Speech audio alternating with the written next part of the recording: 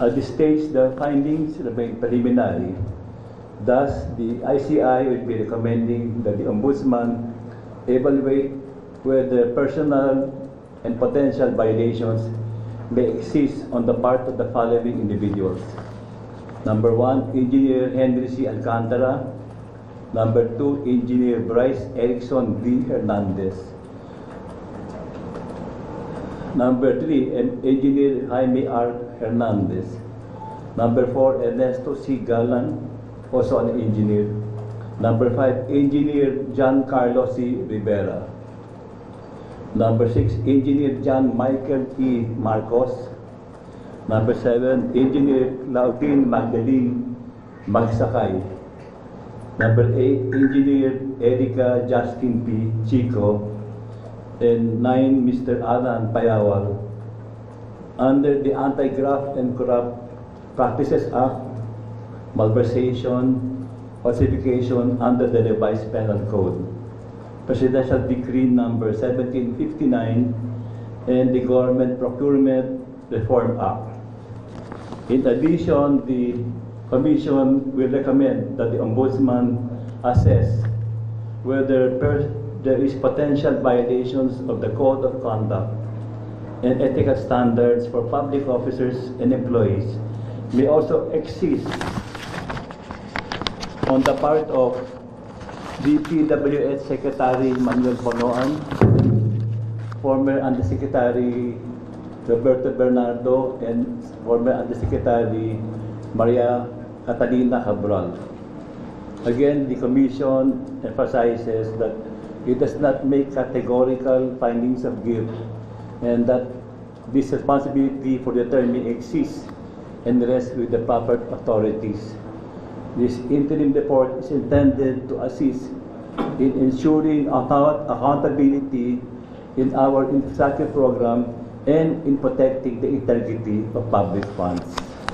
I just like to repeat, honesty is the best policy.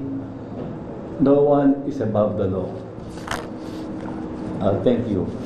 At this juncture, I would like to call our volunteer lawyer who is resigning effective May 11. Attorney John Villamor. She travels from Santo Tomas, Batangas every day. So she has to be cooperative.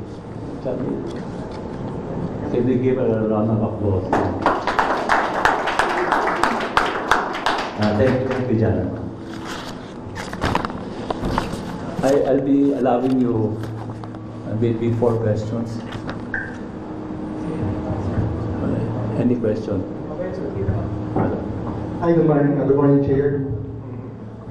I can stand up and I have some props para visual naman. Yeah, okay. Your referral, does it only pertain to the evaluation and assessment of the mentioned officials, or are you already recommending the filing of charges before these people in the Ombudsman? Well, it's better to say it's a referral. Actually, if you're saying recommending referral, it's almost the same. But referral will be a subtle way of giving the records to the Ombudsman, you know.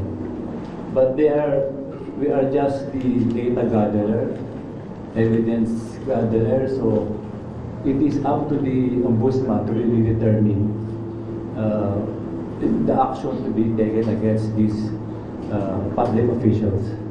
So this is for now, you're just asking the Ombudsman to investigate these people and not to recommend to file charges yet? No, it's up to them to evaluate. Because I think that's their discretion. We cannot force them to file. That's all. No.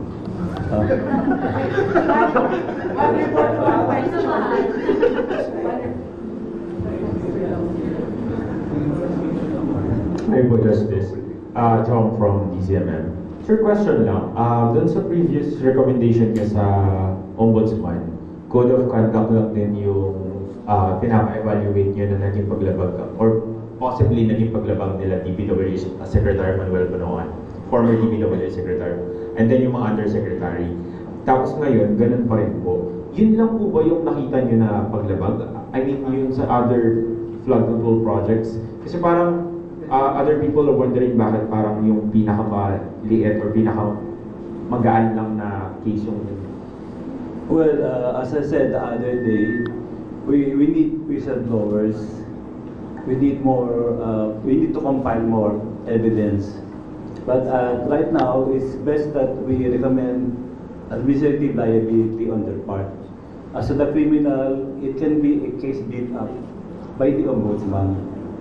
But we are already referring their names to the ombudsman. So that's a big achievement on our part. Sorry, last lang po. May criticism din kasi na parang puro mga small fishes, yung mga yung kagaya po nung nabanggit ko kay Bonon and others, wala yes, pa. as I said, we need whistleblowers because there is no connection from DPWH to the proponent.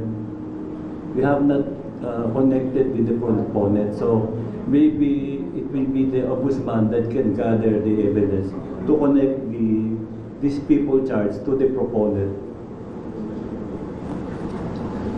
Because it's hard naman to just say that a case is in this district and the congressman there is the one person involved. So it has to be established.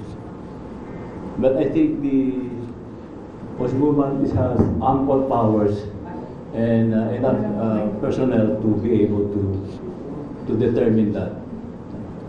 But again, I reiterate, kailangan namin mga nagsasalita, nagsusumbong, nagtuturo. No? Kasi, as I said the other day, these are criminal minds eh. Mga mastermind to eh. These are planned already na hindi sila mahuhuli. No? So, maybe walang record, walang usapan. So, at that point, I appeal to those people who have knowledge to come out and support us. No? Thank you.